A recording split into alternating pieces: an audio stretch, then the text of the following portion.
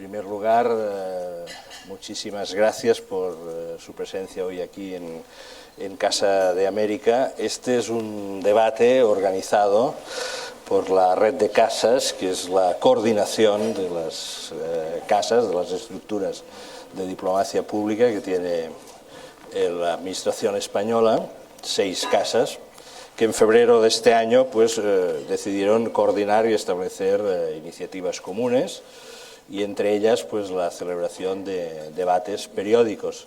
El de hoy tiene una especial significación que queda perfectamente subrayada por el hecho de que se hayan tenido que habilitar 3 salas para las personas que hoy asisten a este debate, que está en la mente de todos, la presencia en España del ministro de Asuntos Exteriores de Irán, Javad Zarif. Es su primera visita, si no estoy mal informado, a un país de la Unión Europea después de la firma del preacuerdo, aquí conviene subrayar, creo, la palabra preacuerdo, del pasado 2 de abril en la ciudad de Lausana, entre las 5 o 6 potencias mundiales del momento, con Irán, en vistas al control de la industria nuclear iraní. Un preacuerdo que fue saludado en todo el mundo como un gran acontecimiento que abre nuevas perspectivas en la región y nuevas perspectivas en el marco, muy importantes en el marco de las relaciones internacionales, cuya importancia difícilmente puede escapar a nadie. Ha sido posiblemente en un contexto internacional determinado o muy caracterizado por las noticias de carácter negativo, que no hay que volver a repetir ahora, pues podríamos decir que en lo que llevamos de 2015 el preacuerdo de Lausana ha sido una de las noticias positivas de las cuales la humanidad ha tenido conocimiento en este año 2015. El ministro Zarif, insisto, realiza su primera visita a España, su primera visita a la Unión Europea después de este acuerdo de Lausana, y ha sido aceptado amablemente participar en este debate hoy, junto con el ministro de Industria del Gobierno de España, José Manuel Soria, que nos acompaña, y junto con Javier Solana, perfectamente conocido por todos, ministro de España, del Gobierno de España en 3 ocasiones, secretario general de la OTAN y alto representante de la política exterior europea durante varios años. Con ellos y con un tiempo limitado, aproximadamente de 1 hora, vamos a intentar enfocar algunas de las cuestiones que necesariamente tienen que pivotar inicialmente a partir del preacuerdo de Lausanne, con la siguiente mecánica. Yo haré unas primeras preguntas y mientras tanto, mientras se desarrolla el desayuno, ustedes tienen en las mesas la posibilidad de formular preguntas por escrito que se irán recogiendo y que intentaremos, cuando menos, poder sintetizar o agrupar temáticamente para exponerlas a los 3 ponentes, con una limitación horaria que significa que sobre las 10 menos cuarto deberíamos dar por concluido el debate. Esta sería, pues, por lo tanto, la dinámica. Yo quisiera empezar, evidentemente hay que empezar por el acuerdo de Lausanne, el preacuerdo de Lausanne, que ha venido acompañado inmediatamente pues, de matizaciones, de tomas de posición, tanto en Irán como también en Estados Unidos, como en menor medida en Europa, también en Israel, por supuesto, en relación al marco de tensión subsiste, el preacuerdo es muy importante y hay 3 meses, existe en principio, se ha establecido un plazo de 3 meses para que a finales de junio estas bases que lograron sentarse en Suiza, puedan concretarse, puedan materializarse en un acuerdo. Yo quisiera preguntarle en primer lugar al ministro Zarif si la perspectiva que se abrió el 2 de abril sigue siendo tan luminosa en estos momentos como lo fue en aquella fecha, y si hoy realmente podemos afirmar de que pese a que el acuerdo aún no está cerrado, el mundo puede estar un poco más tranquilo.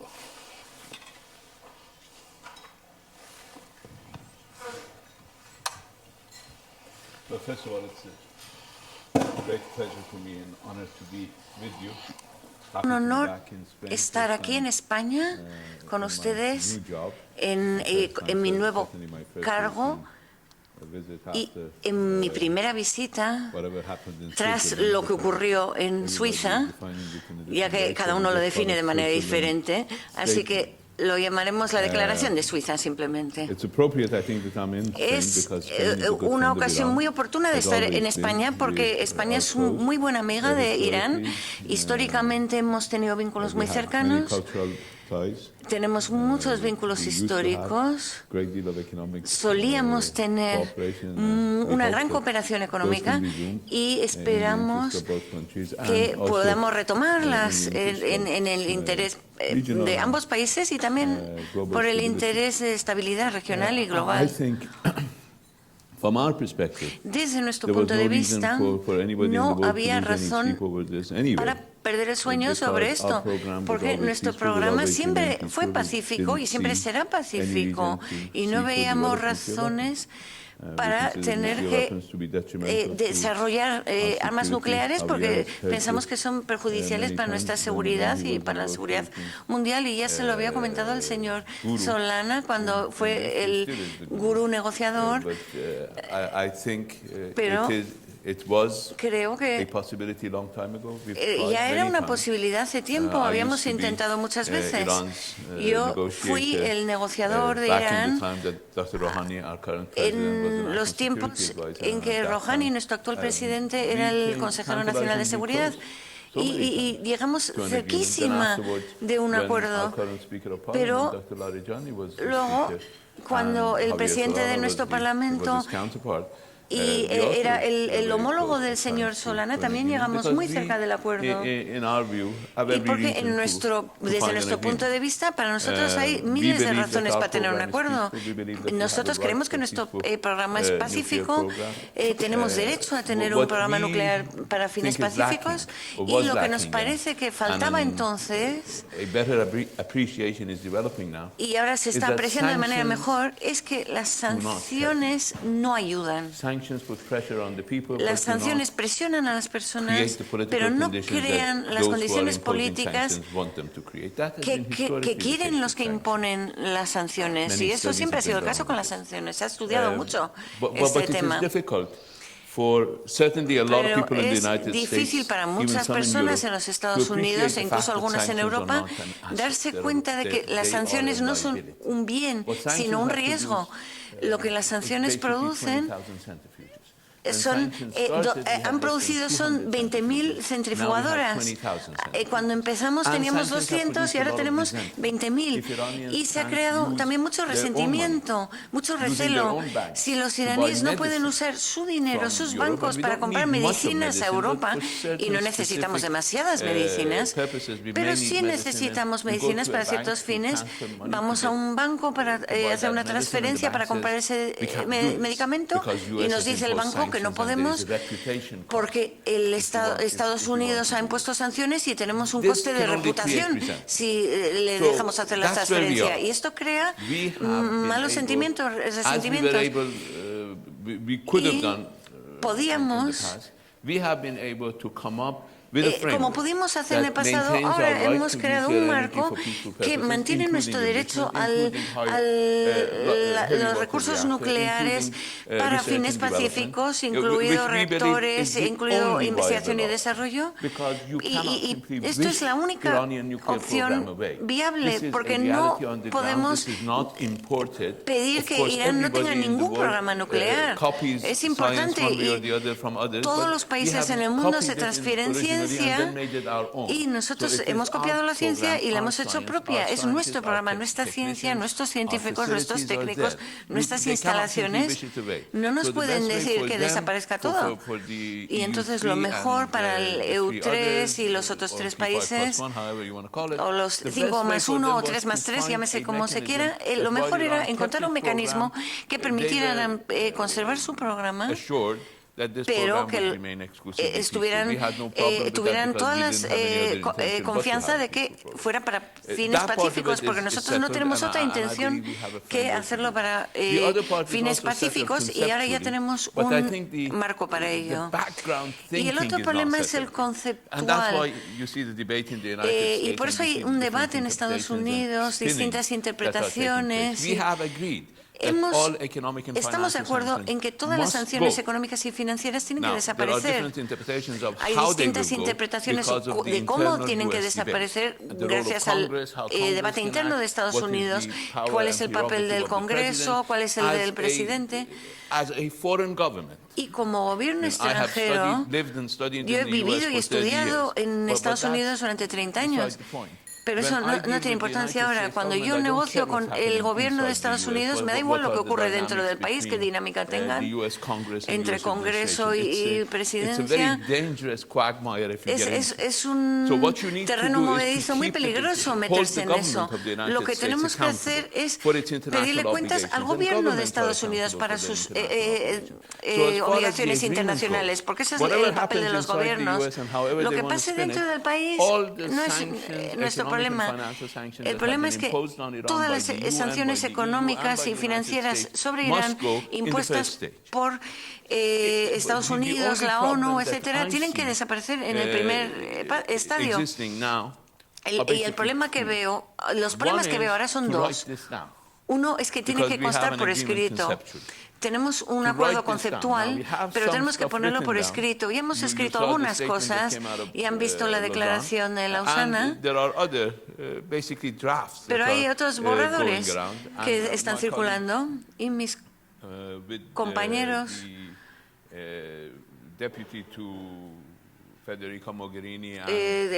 la señora Mogherini y otros directores políticos del UE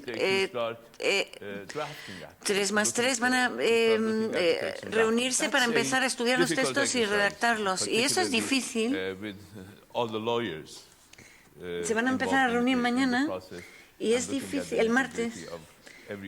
Y es difícil estudiar esto y redactarlo palabra por palabra. Y el segundo problema, que es más fundamental, es principalmente para los Estados Unidos, pero también para nuestros amigos europeos, es que tienen que cambiar el paradigma de que las sanciones son un bien, porque mientras piensen que son un bien, ellos se sienten la necesidad de mantener las sanciones. Si piensan que es un activo y tienen que volver a ellas siempre, y si mantienen este instrumento de coacción y presión, nunca habrá la tranquilidad de espíritu necesaria para aplicar un buen acuerdo. Y eso puede llevar algún tiempo, cambiar este paradigma. Llevamos tiempo debatiéndolo y estoy segura que nuestros compañeros negociadores al otro lado de la mesa lo piensan. Pero tienen que transmitir el mismo mensaje al público general y sobre todo a los tomadores de decisiones en Estados Unidos. Eso va a ser difícil.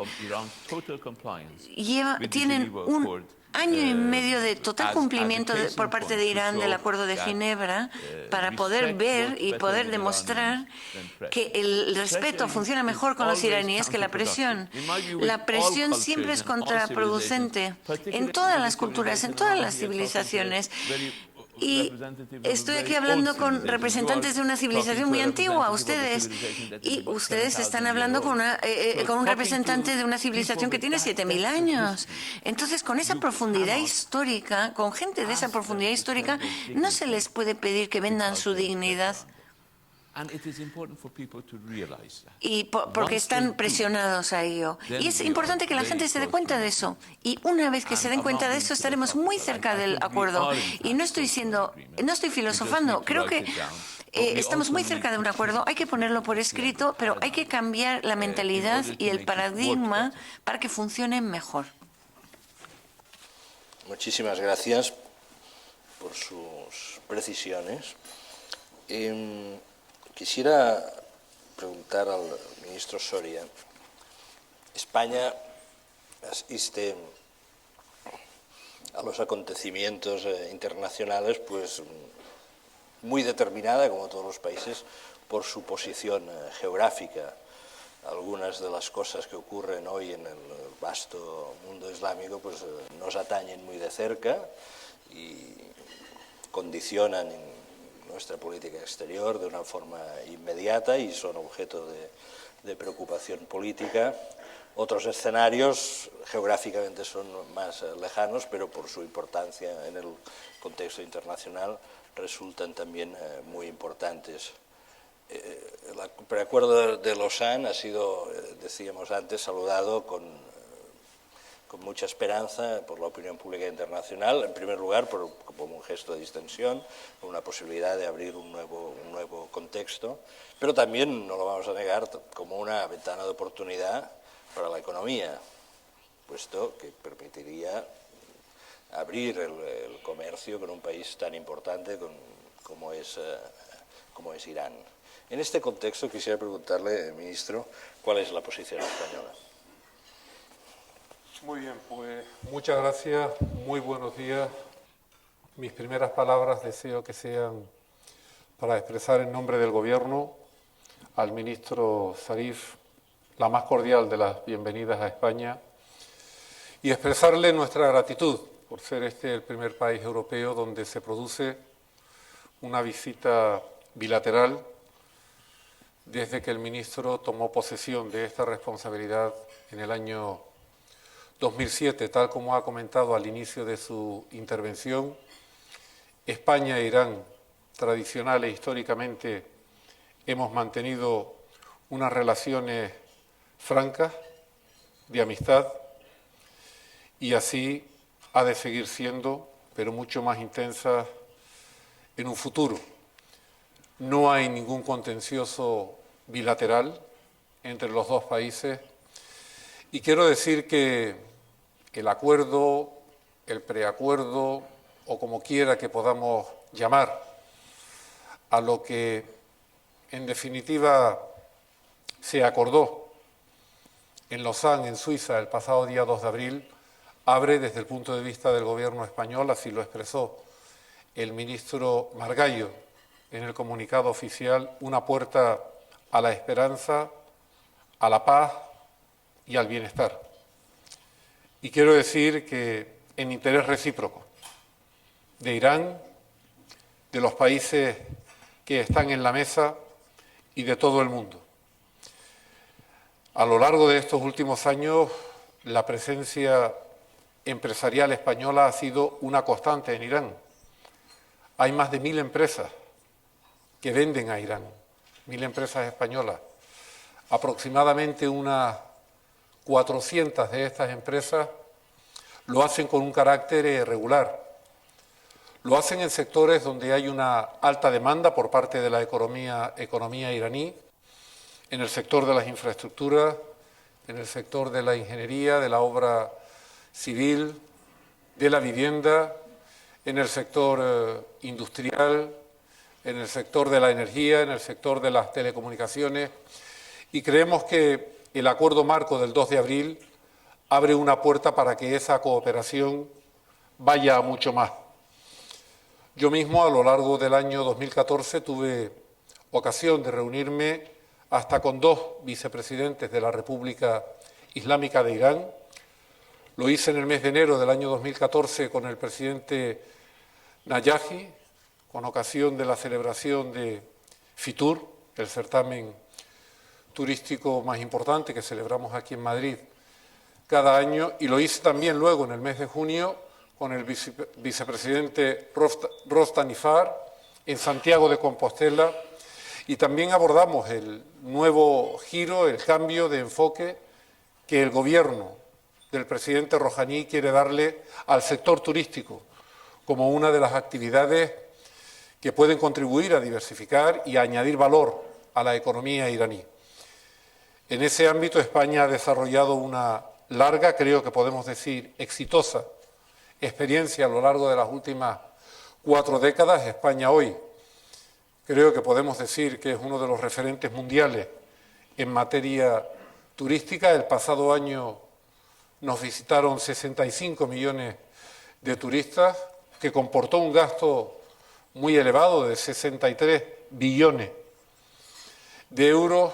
Y quiero decir que aunque la mayor parte de ese turismo es turismo que viene a España para consumir lo que son nuestros atractivos vinculados al clima, al sol y a las playas, cada día es más importante también el atractivo turístico y la demanda que se hace en España de otro subsector turístico, que es todo lo que tiene que ver con el turismo de cultura, el turismo histórico, el turismo para conocer nuestro patrimonio. España es el segundo país del mundo que tiene un mayor número de ciudades patrimonios históricos de la humanidad, e Irán ofrece desde este punto de vista, creo que un potencial simplemente extraordinario.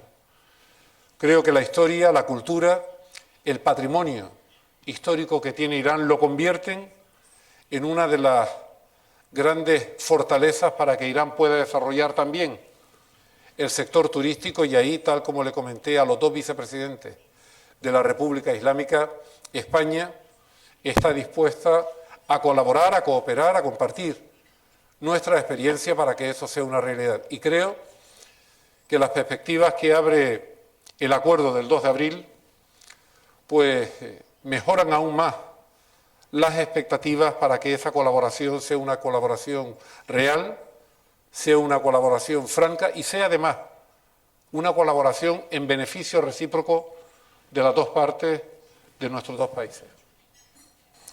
Muchísimas gracias.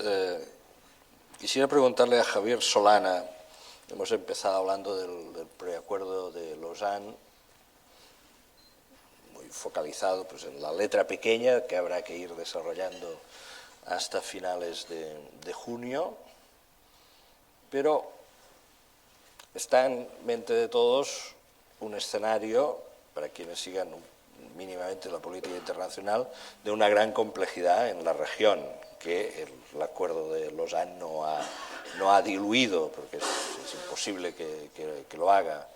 En las últimas semanas los acontecimientos en Yemen hablan muy directamente de unas tensiones de fondo que tienen como protagonistas a los principales países de la zona, uno de ellos Irán, por supuesto, otro Arabia Saudí. Yemen se ha convertido de alguna manera en un cierto catalizador quizá de las tensiones que existen. Está la situación de Irak, conocida por todos.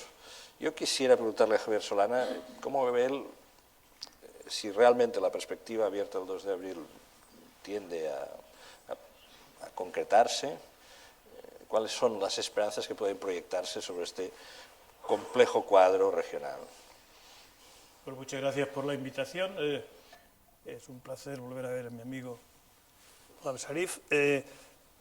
Vamos a ver, yo quisiera hacer una pequeñísima reflexión sobre las primeras palabras del ministro, porque habiendo estado con él en muchas ocasiones, etcétera, hay un tema que a mí sí me parece que debe ser subrayado también.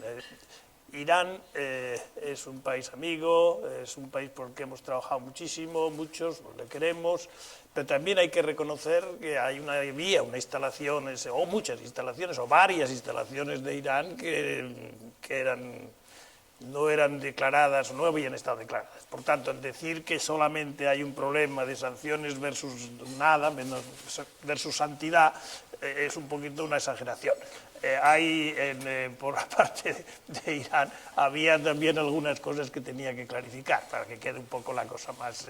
Pero bueno, en cualquier caso, el esfuerzo titánico que se ha hecho en estos meses es extraordinario y hay que reconocérselo a todos que han participado. A ti, a Kerry, a Mogherini, a todo el mundo que ha participado, porque realmente nos habéis tenido con la boca abierta a ver qué pasaba esa noche. Pero ha sido fantástico y es un ejemplo de que la diplomacia, cuando se quiere, funciona. Cuando se pone pasión, se pone energía, se habla claro, se encuentra solución. Y eso es lo que yo creo que teníamos que ver. Bueno, dicho eso, la solución nuclear, que yo creo que va a llegar, será muy difícil, y tú lo has dicho, será muy difícil porque además traducir el farsi es muy complicado.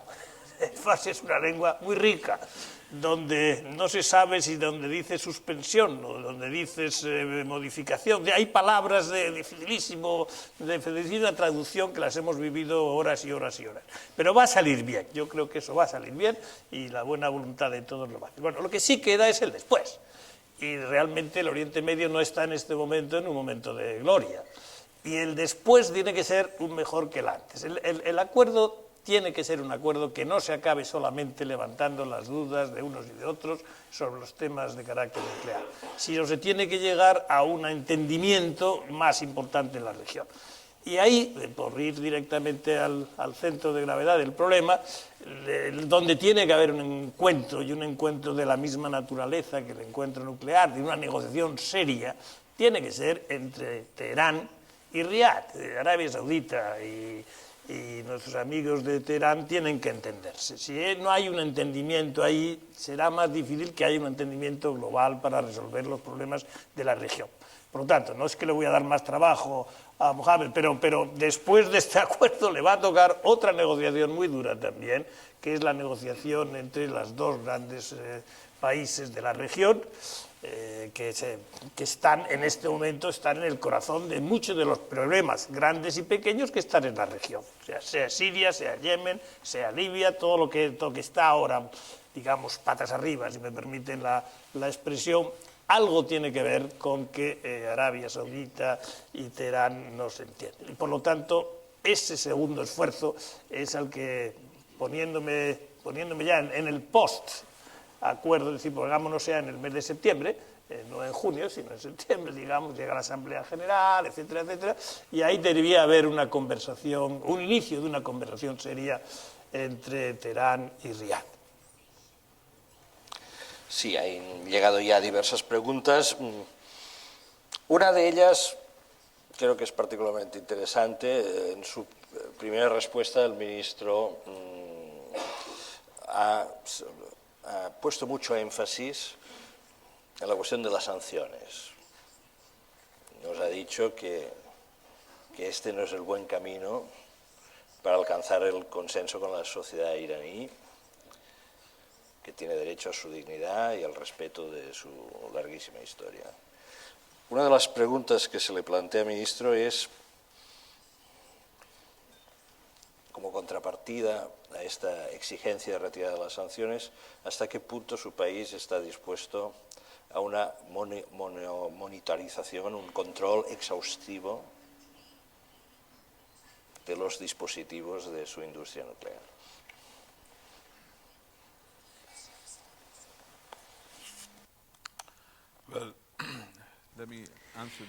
Quisiera contestar eso, pero luego quiero volver al tema regional que ha suscitado Javier.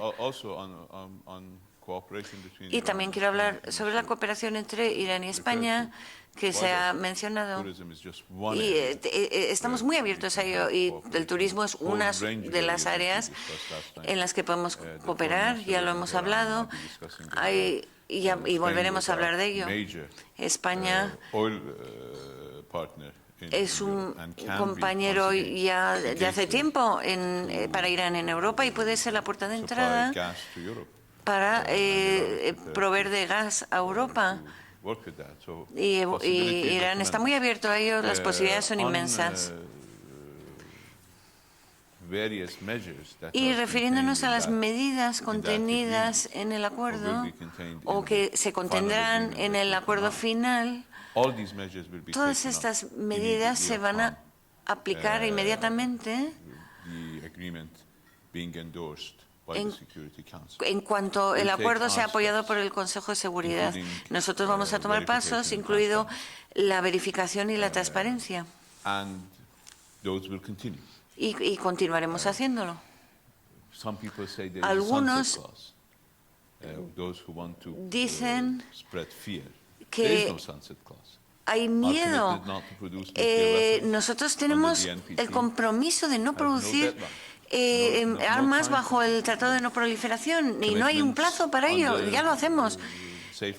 Nuestros compromisos sobre el acuerdo de salvaguardias, el protocolo adicional son infinitas. Y el punto de partida sería la fecha de aplicación. Vamos a tomar medidas irreversibles y esperamos que el otro lado también tome medidas irreversibles. Hay mucha desconfianza mutua. El pueblo iraní no confía en el occidente, perdón. Nos han dicho que hay instalaciones ocultas. Cuando se encontraron esas instalaciones no producían nada. No había ni una sola centrifugadora. ¿Pero por qué estaban ocultas? Porque en cuanto las abrimos, el occidente se aseguró de que no pudiéramos introducir nada. Nos cerraron todas las vías. Entonces ha sido jugar a gato y ratón todo el rato. O la gallina y el huevo, ¿cuál vino primero? Cuando se decidió no vendernos el uranio que tenemos, nosotros tenemos el 10% del uranio de Francia y no nos dieron ni un gramo. Estados Unidos, en los años 60 del siglo pasado, construyó un reactor de investigación en Irán, pero se negó a darnos combustible. ¿Y qué hacemos?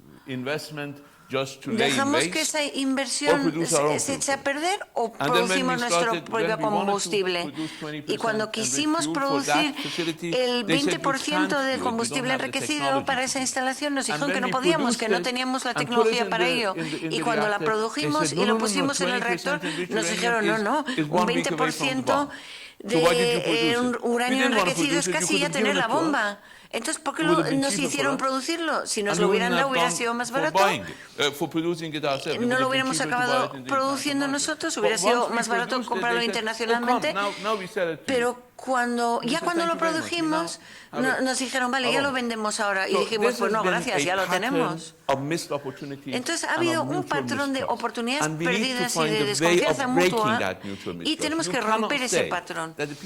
No podemos decir que el pueblo de Irán tiene que confiar en Occidente, tomar medidas irreversibles, mientras que Occidente no está dispuesto a hacer lo mismo. No funciona, se lo prometo.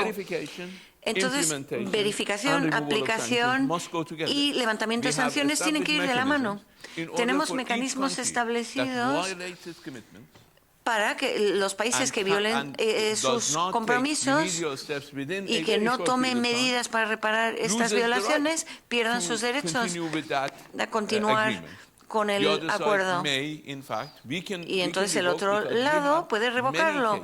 Nosotros podemos hablar de eso porque nosotros tenemos muchos casos en el que la otra parte ha violado las condiciones. No nos interesa pasar tanto tiempo elaborando un acuerdo que vamos a violar y esperamos que el otro lado tampoco lo haga porque es una gran inversión de tiempo para luego acabarlo violando. Entonces tenemos que empezar a abordar este tema de desconfianza mutua que se ha ido agravando estos últimos 35 años, sobre todo en los últimos 10 años de estas negociaciones fallidas, estos intentos fallidos, y avanzar. Si decidimos atrincherarnos en nuestra postura de que los otros tienen que actuar primero, de que Irán tiene que actuar primero y mostrar su compromiso y luego ya veremos qué vamos a hacer, entonces no vamos a tener un acuerdo. Y no creo que esto es un marco apropiado para un acuerdo. Todo el mundo tiene que dar pasos a la vez. Irán hará su parte y el Occidente hará también su parte. Y digo Occidente porque Rusia y China no han impuesto sanciones, de hecho están en contra de las sanciones. Entonces solemos decir 5 más 1, pero en realidad son 4. Entonces esta es la situación. Y sobre el tema regional, siempre hemos querido tener un acuerdo cercano y cooperativo en la región del Golfo Pérsico. Mi primer artículo editorial después de ser ministro no apareció en un periódico occidental, sino en un periódico saudí. Y hice un llamamiento para un acuerdo de cooperación regional, un mecanismo de seguridad regional. Es un tema que es importantísimo para mí y para el presidente Rouhani. No queremos excluir a nuestros vecinos saudíes de nuestros planes regionales. Son parte de esto. Pero desgraciadamente algunas personas en esta región ya están acostumbrados a vivir con un Irán aislado que se ve como amenaza, que se percibía como amenaza, pero eso era una percepción errónea. Pero esa imagen se había creado durante años, una percepción de amenaza de Irán, y había gente que estaba cómoda con esa postura y justificaban todas sus políticas con ella. Irán nunca ha apoyado al Daesh. Irán nunca ha apoyado a Al-Qaeda. Al contrario, continuamente hemos estado en el lado correcto de la historia. Si miran atrás, nunca apoyamos a Saddam Hussein. Otros sí lo hicieron, incluidos occidentales. Cuando él usaba armas químicas contra nosotros, casi todo el mundo estuvo callado, incluido el Consejo de Seguridad. Hubo 6 informes del secretario general de las Naciones Unidas que cayeron en oídos sordos. Nadie condenó a Saddam Hussein ni siquiera una vez. Y todos nuestros amigos en la región apoyaban a Saddam Hussein, que resultó ser invadirles, que resultó ser una amenaza para ellos. Nosotros nunca apoyamos a los talibanes, otros sí. Nunca apoyamos al Estado Islámico, otros sí. No apoyamos al Al-Qaeda en Yemen, otros sí. Entonces siempre hemos estado en el lado correcto de la historia, de manera constante. Estamos preparados y dispuestos. No queremos excluir a nadie en la región. Ellos están intentando excluir a Irán. A mí se me retiró la invitación a Ginebra II, se me retiró la invitación a París, y no se pidió a otros que se les retirara la invitación. Al contrario, nosotros insistíamos que todo el mundo participara. Irán es una fuerza que quiere tener estabilidad en Irak, en Siria, en Yemen. Creemos que la estabilidad en Arabia Saudí, en los Emiratos Árabes, en la región del Golfo Persa, es nuestra propia estabilidad. Para nosotros, nuestros vecinos son una amenaza. No son una amenaza, pero queremos que estén estables. Creemos que esto que se hace llamar el Estado Islámico, que no es ni Estado ni Islámico, es una amenaza para Arabia Saudí, para Qatar, para Turquía y para otros que... No quiero acusar a nadie, pero no se están posicionando muy firmemente contra ellos. Es más amenaza contra ellos que contra nosotros. Y creemos que tenemos que trabajar conjuntamente, todos nosotros, para afrontar este reto. Tenemos que dejar de un lado estas consideraciones tan miopes que nacen del pánico. La gente le entra el pánico cuando hay un cambio. Y sí, hay un cambio en nuestra región. Irán quiere comprometerse con dignidad. La elección del presidente Rouhani es una señal de ello, de dos cosas. Una, que con sanciones y presiones no se puede separar el pueblo iraní de su gobierno. Por ello, 73% de personas de iraníes participaron en las elecciones, y que las sanciones no van a traer un cambio de régimen en Irán. Esa era la idea de algunos de los que impusieron las sanciones, y las elecciones han demostrado que no es así. Pero a la vez, las elecciones demostraron que el pueblo iraní, si se les da la opción, preferirán la interacción que la confrontación, que preferirán el compromiso que el aislamiento. Esa es la opción que hemos tomado, y para algunas personas este cambio da pánico, pero no hay por qué tener pánico porque no tenemos ningún interés hegemónico en la región. No hemos invadido ningún país en 250 años. Estamos contentos con nuestro tamaño, con nuestra población, con nuestra geografía, con nuestros recursos naturales. Tenemos acceso a agua, tenemos todo lo que necesitamos y queremos. Nos conformamos con el status quo.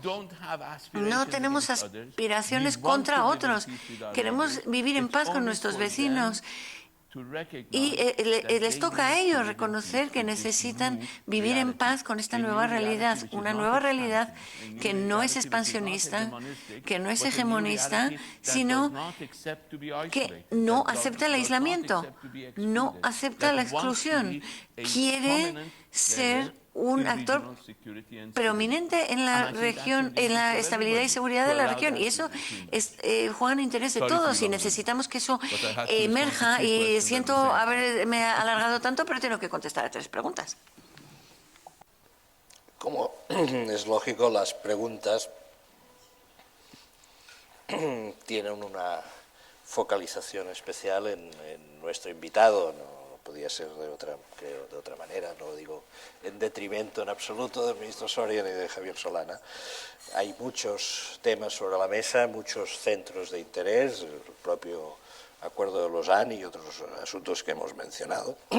Hay 2 o 3 preguntas que le piden al ministro Zarif un poco de concreción sobre la cuestión de Yemen, que ha sido mencionada también por Javier Solana, en el sentido siguiente: ¿qué grado de implicación real está teniendo en estos momentos Irán en el conflicto que es civil, que se ha abierto en Yemen?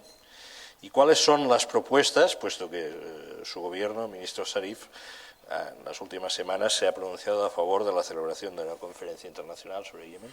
¿Cuáles son sus propuestas para intentar evitar que este país sucumba a la guerra civil y se abra un nuevo foco más de violencia y tensión en la región?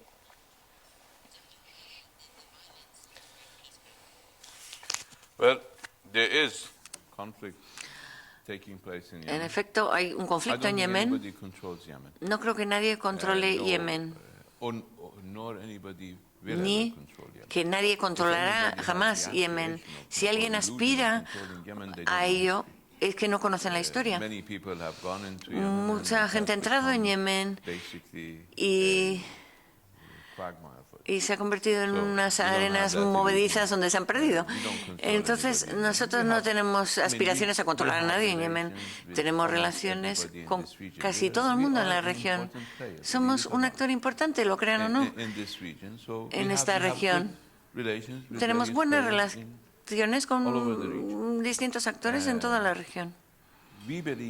Creemos que los bombardeos aéreos simplemente no son la respuesta, porque no hay nada que tenga valor militar en Yemen para bombardear.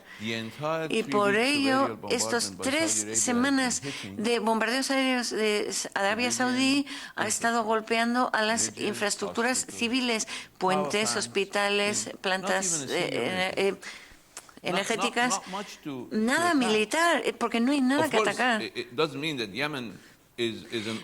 Por supuesto, esto no significa que Yemen es un territorio abierto. Cada yemení lleva 2 armas. Y para pensar que se puede abordar esa situación con bombardeos aéreos es que están delirando. Y lo que proponemos nosotros es que para terminar esto, en primer lugar hay que aceptar que no se puede conseguir a través de negociaciones o antes de negociaciones lo que no pudiste conseguir por medios militares. Si quieres imponer prerequisitos para que empiecen las negociaciones, precondiciones que no se han podido establecer prácticamente en la práctica, en el terreno, entonces llegas a un desastre. Ese ha sido el caso de Siria. En Siria hemos insistido en que hubiera una solución política pacífica, pero durante 4 años la gente ha insistido antes que Bashar al-Assad debe irse.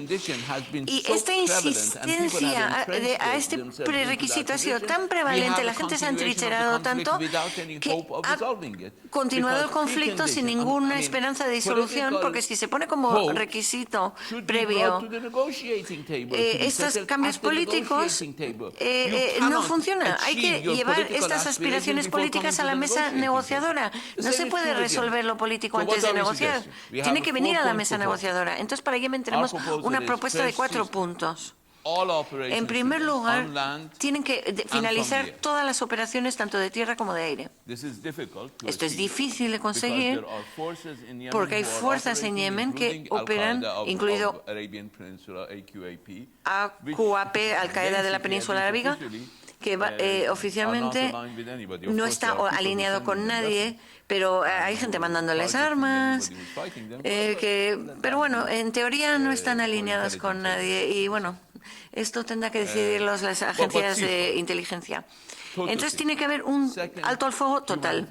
En segundo lugar, asistencia humanitaria. No hay que olvidar la importancia de la asistencia humanitaria. La gente no tiene medicamentos, pozos que tienen en sus casas. Entonces es el segundo tema, ayuda humanitaria. Y no lo tiene que hacer ningún país en particular. La Cruz Roja lo puede hacer cualquier organización internacional. En tercer lugar, un diálogo intrayemení. Este asunto lo tienen que resolver los yemeníes. Otros pueden facilitar este diálogo. No es una negociación entre Irán y Arabia Saudí.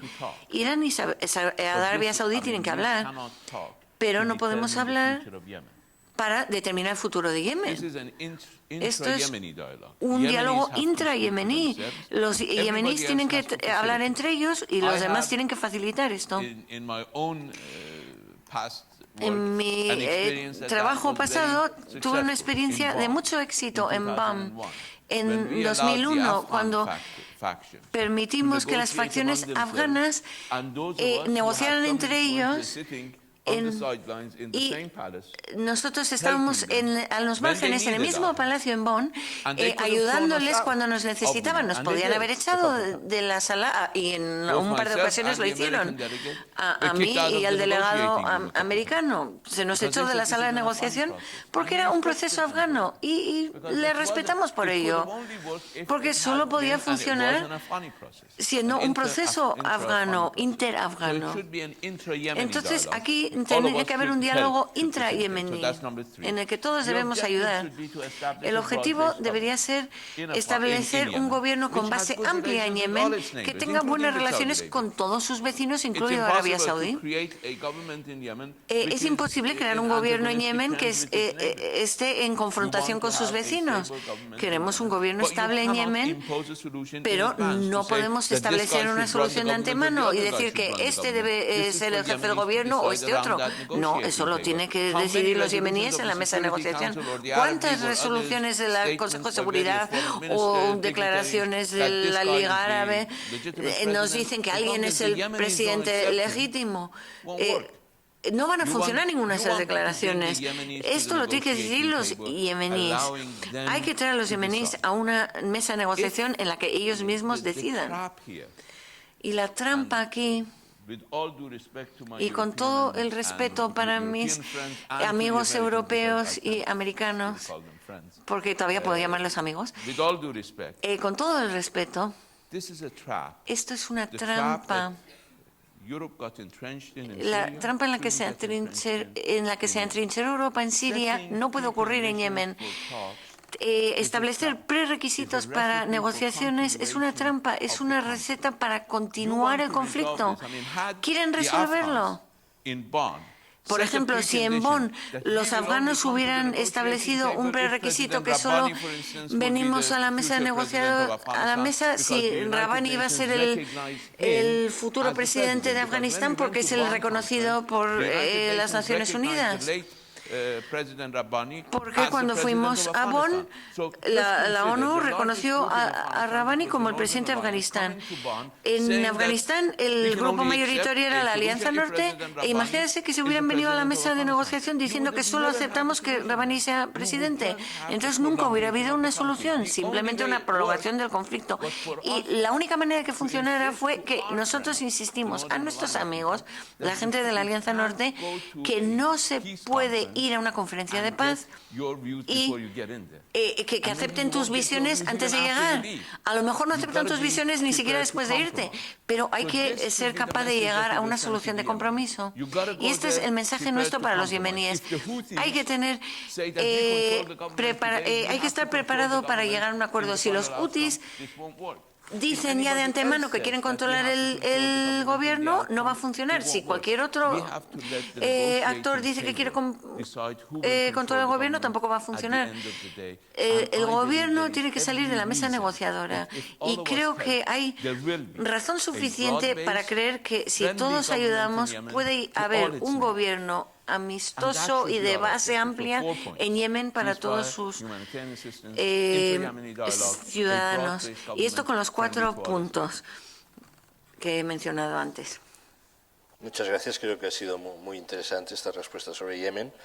Hay otra cuestión, iba a decir nuclear, pero creo que no sería la palabra mejor para definirlo, pero en cualquier caso una cuestión muy sustantiva en el cuadro que estamos intentando analizar esta mañana, que es Israel.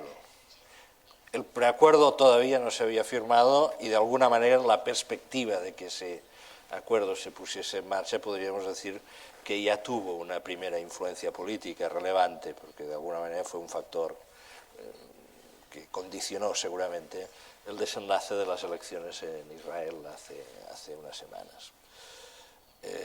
De los distintos actores internacionales que han recibido con mayor prevención el preacuerdo de Lausanne, destaca el gobierno de Israel, cuya posición, el actual gobierno, vencedor, el actual primer ministro, vencedor de estas últimas elecciones legislativas, viene advirtiendo, lo hizo incluso directamente ante el Congreso de los Estados Unidos, contra la política de pacto del presidente Barack Obama. Hay un par de preguntas referidas a esta cuestión. Una de ellas, planteada por Guillermo Olmo de ABC, pienso que plantea una cuestión muy interesante, que es la siguiente. Le pregunta, ministro Rassif, si su gobierno está dispuesto o estaría dispuesto a incluir, bien en el pacto, bien de una forma paralela al pacto, el reconocimiento del Estado de Israel y la renuncia formal de Irán a una hostilidad con Israel en el futuro.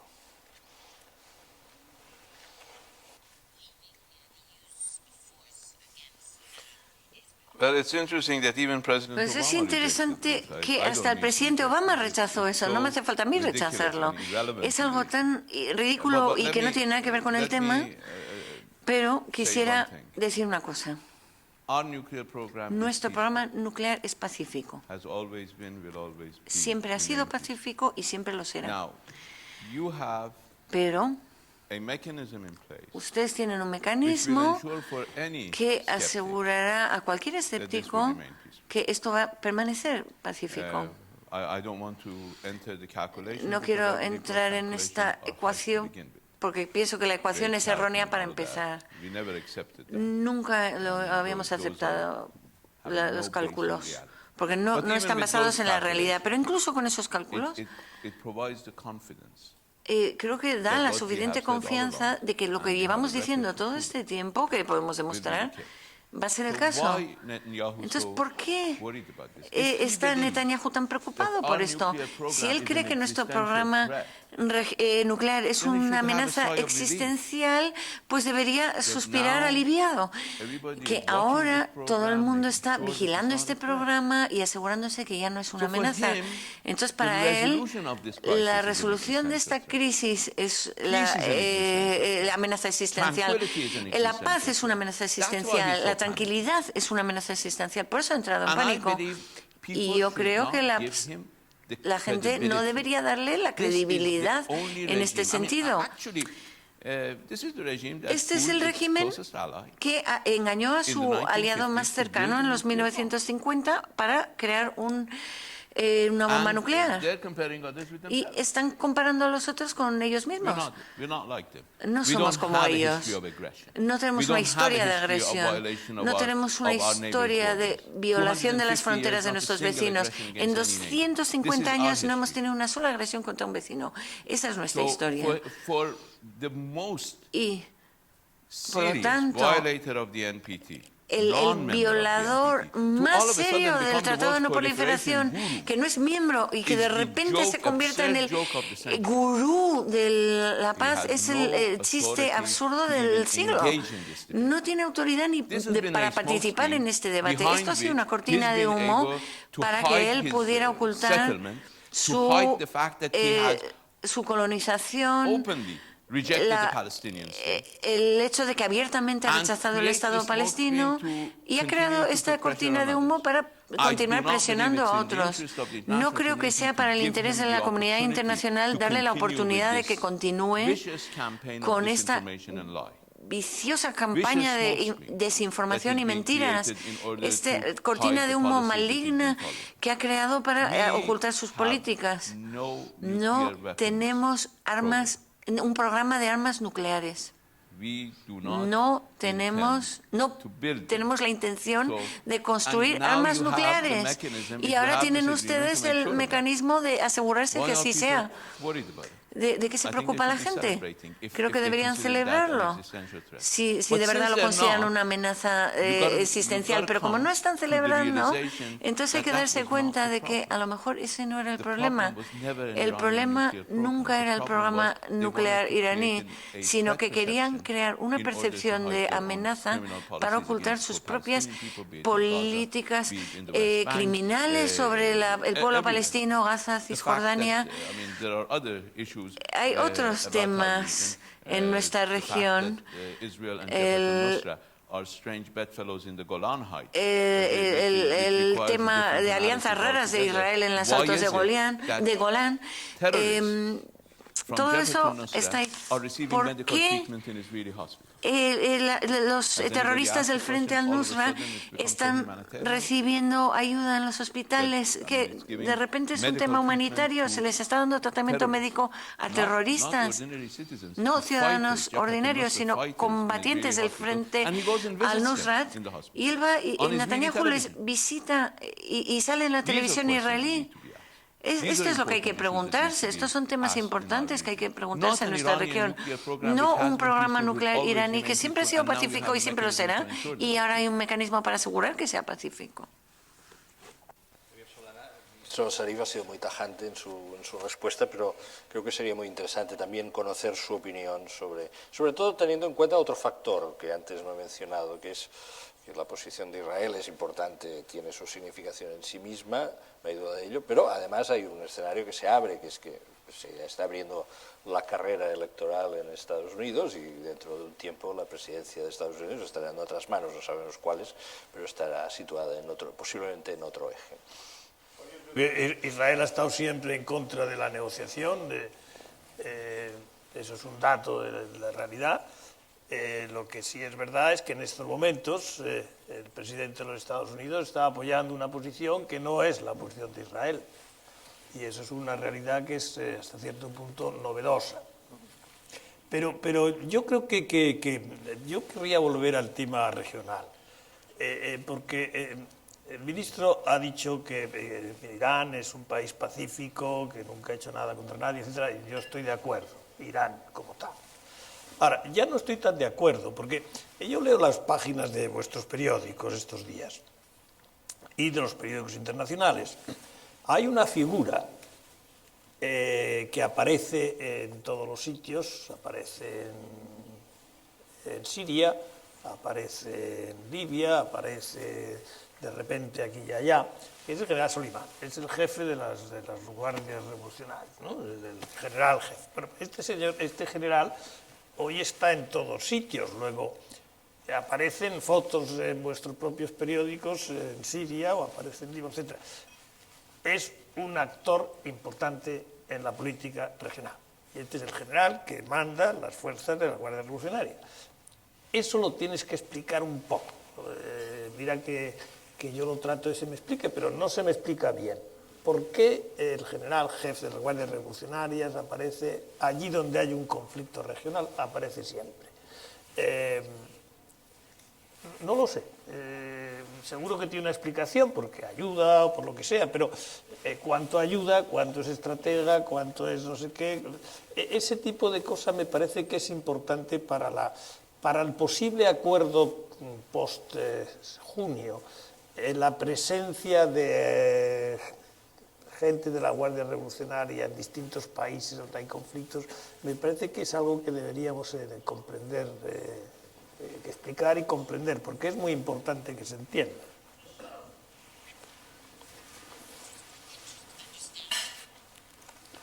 You see, I said Iran Pues verá, is an he influence dicho in the que region. Irán es una influencia en la But región. what are we doing? ¿Pero qué estamos haciendo? We are in Iraq, Estamos en Irak, not with soldiers, but no with con advisors, soldados, sino con asesores, helping the government of Iraq ayudando al gobierno and the de people of Irak Iraq y al pueblo de Irak defeat a derrotar Islamic State. el Estado We're the only Islámico. viable Somos force in Iraq. la única fuerza viable en Irak.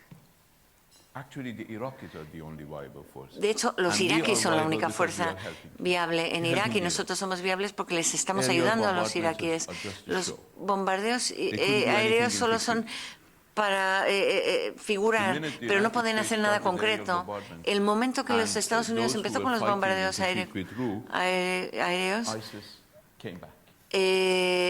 volvió These el are Estado facts that Islámico, happened ISIS. over the last Y esto ha pasado estos 2 últimos Tikrit was meses. taken by the Iraqis, not by aerial bombardment. Tikrit lo tomaron los iraquíes, no los bombardeos aéreos.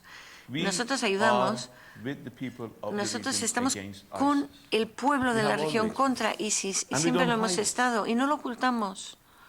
Do you have any indication that we ¿Tienen supported alguna Al-Qaeda? prueba de que, alguna indicación de que hemos Afganistán, apoyado a Al-Qaeda en Irak, en en Afganistán, Siria? en Did we Irak, en support them? Siria? ¿Los hemos Did we apoyado? send them weapons? Les mandamos But your armas, allies are.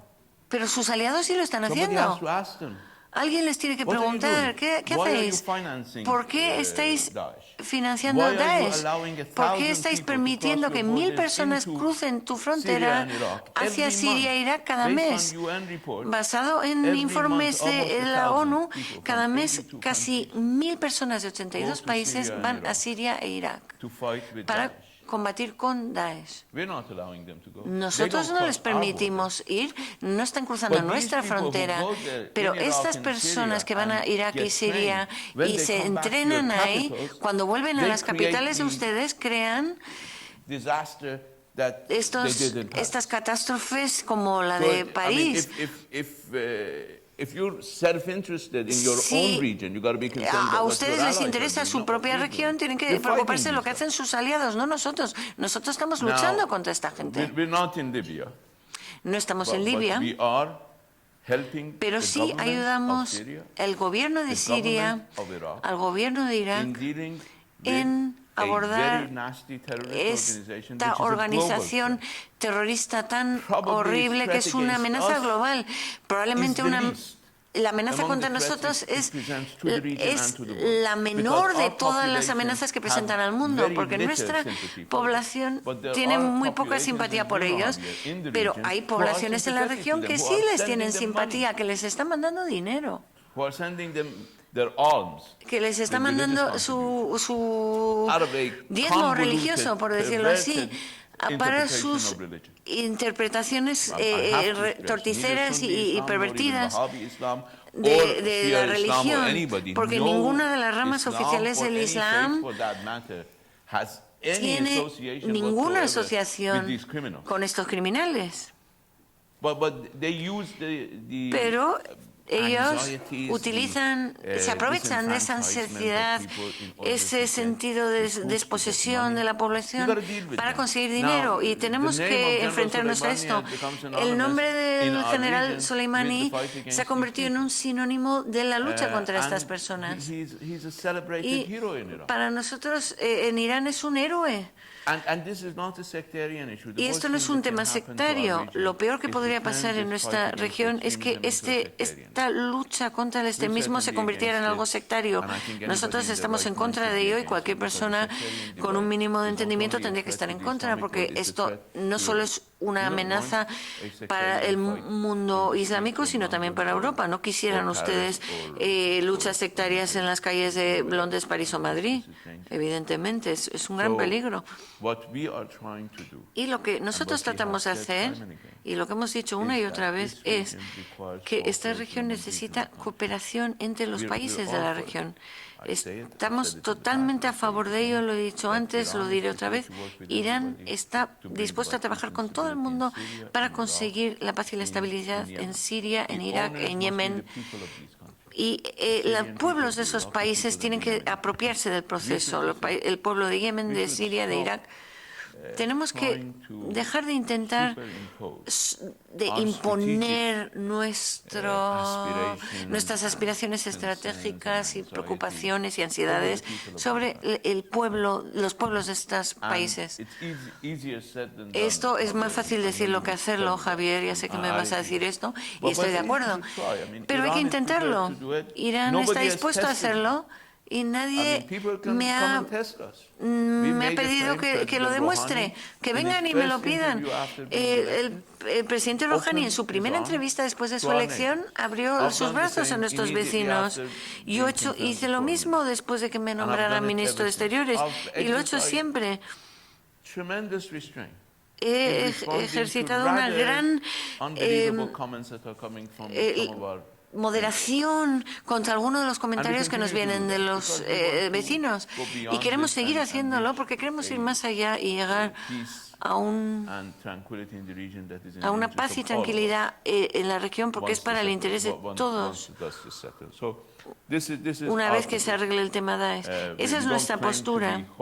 No reivindicamos como santos, pero sí... Muchas gracias, ministro Zarif, muchas gracias, ministro Soria, muchas gracias, Javier Solana. Lo hemos dicho al principio, el espacio de tiempo era relativamente corto, ha transcurrido una hora, quedan varias preguntas, algunas de ellas francamente interesantes en el tintero, pero no las podremos desarrollar. Creo que la sesión ha sido muy interesante, particularmente provechosa. Hemos, en definitiva, tenido la oportunidad de escuchar la primera intervención pública del ministro de Asuntos Exteriores de Irán en Europa, después de que se haya abierto una perspectiva nueva, muy importante en el marco de las relaciones internacionales. Muchísimas gracias a todos ustedes por la asistencia.